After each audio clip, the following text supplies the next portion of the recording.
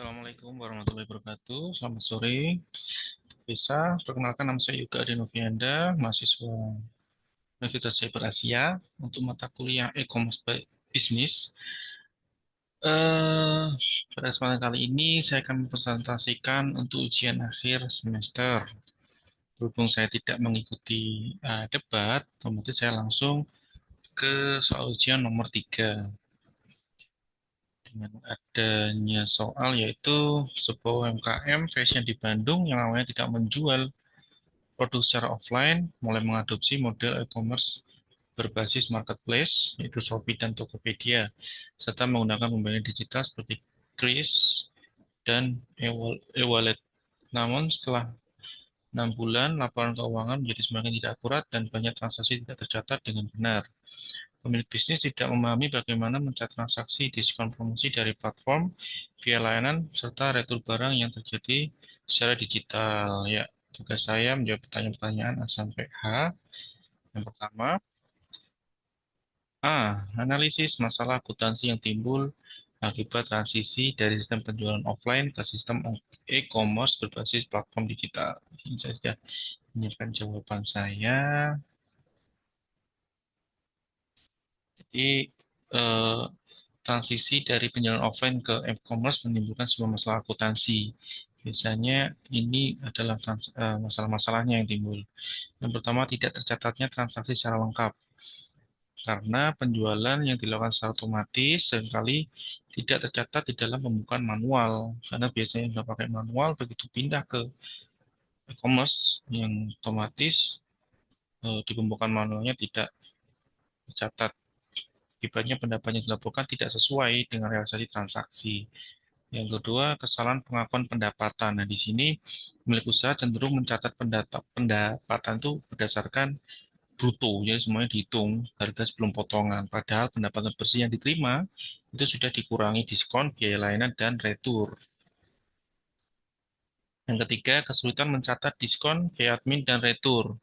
Nah, tiga hal ini seringkali bingung cara mencatatnya seperti apa. Karena marketplace sering memberikan promo berupa diskon, potongan harga, cashback, maupun gratis ongkir. Jika tidak catat dengan benar, laporan laba rugi akan keliru karena tidak sesuai, tidak sama. Yang keempat, perbedaan mekanisme pembayaran digital, yaitu penggunaan e-wallet dan kris mengakibatkan perbedaan antara waktu transaksi dan waktu kas diterima atau settlement-nya. Hal ini mempengaruhi pengakuan pendapatan dan arus kas. Yang kelima, tidak adanya integrasi dengan software akuntansi. Banyak UKM itu masih menggunakan Excel yang tidak mendukung integrasi dengan marketplace, sehingga rawan terjadi human error. Itu adalah jawaban yang poin A. Sekarang yang kedua, B. Identifikasi dan jelaskan tiga risiko utama terhadap akurasi pelaporan keuangan dalam transaksi e-commerce, termasuk dari sisi pengakuan pendapatan, beban, dan retur barang. Jadi ya, risiko utama terhadap akurasi pelaporan keuangan ada tiga, setidaknya ada tiga. Yang pertama ada risiko pengakuan pendapatan.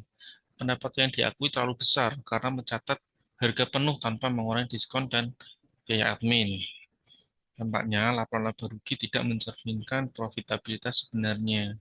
Yang kedua adalah risiko beban tidak tercatat. Biaya admin marketplace, biaya iklan, dan biaya layanan seringkali tidak diakui sebagai beban, entah karena lupa atau karena tidak terbiasa dengan sistem di e-commerce, biaya-biaya itu tadi tidak dimasukkan sebagai beban. Dampaknya, laporan laba bersih menjadi lebih tinggi dari kenyataan. Yang ketiga adalah risiko kesalahan pencatatan retur barang. Nah, ini yang sering terjadi, retur barang yang terjadi di marketplace tidak dicatat sebagai pengurangan pendapatan.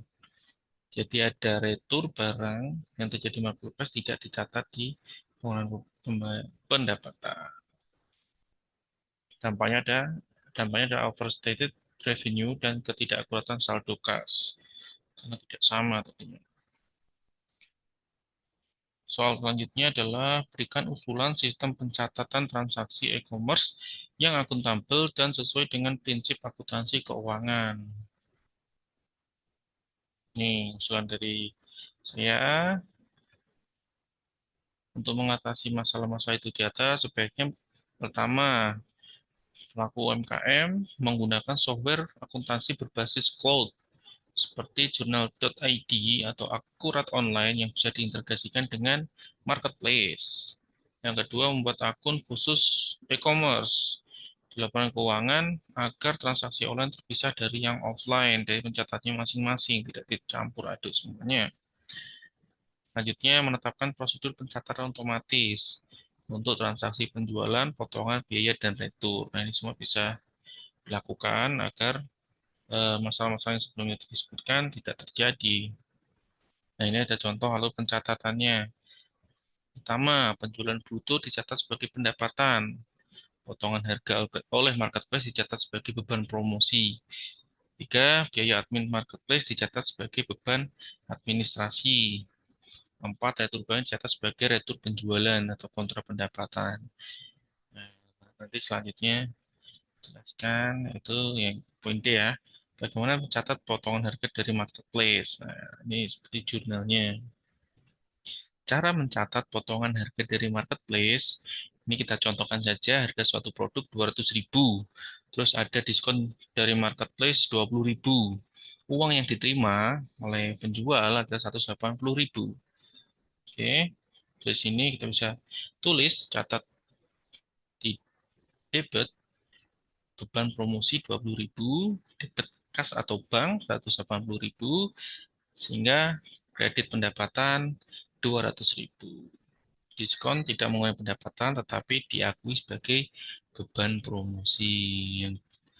Yang sekarang, bagaimana mencatat biaya admin platform e-commerce? Cara mencatat biaya admin platform, kita contohkan produk tadi, harga produk 200.000, biaya adminnya 5%, itu 10.000, uang yang diterima kan 190.000. Nah, untuk pencatatannya, debit beban administrasi 10.000, debit kas atau bank 190.000, pendapatan total 200.000. Jadi pendapatan 200.000 sebenarnya dari debit kas atau bank yang diterima 190.000 ditambah dengan ada beban administrasi 10.000. Oke, next.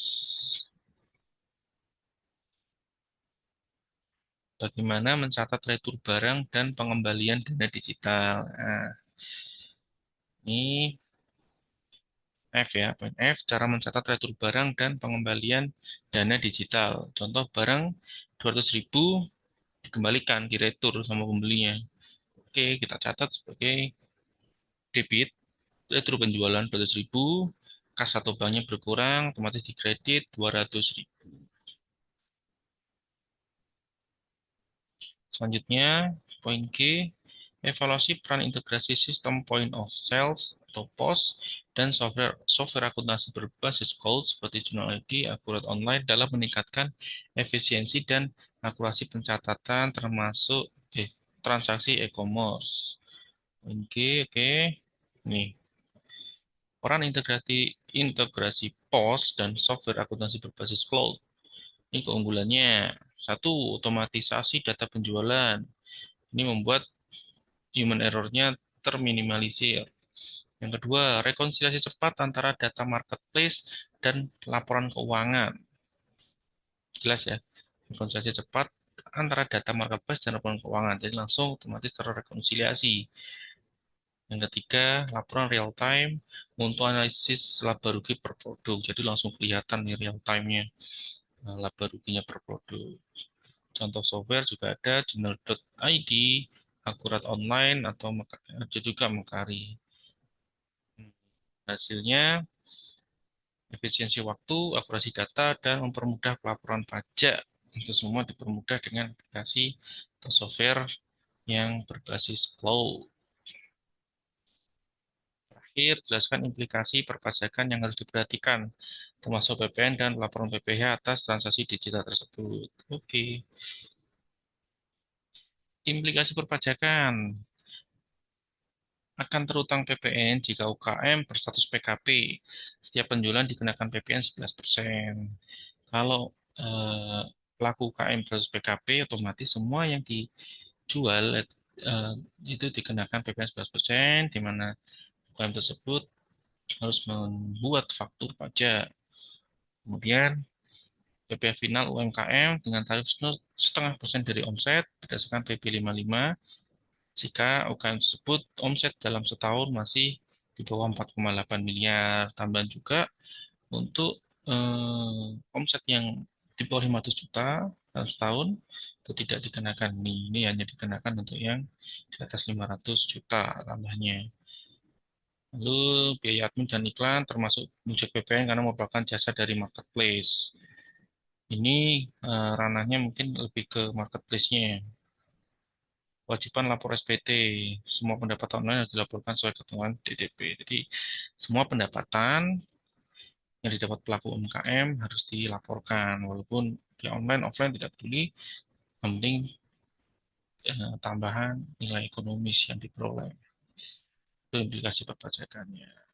Mungkin sekian presentasi atas jawaban dari soal-soal ujian akhir semester e-commerce. Sekian saya, kurang lebihnya mohon maaf. Oke, terima kasih. Wassalamualaikum warahmatullahi wabarakatuh.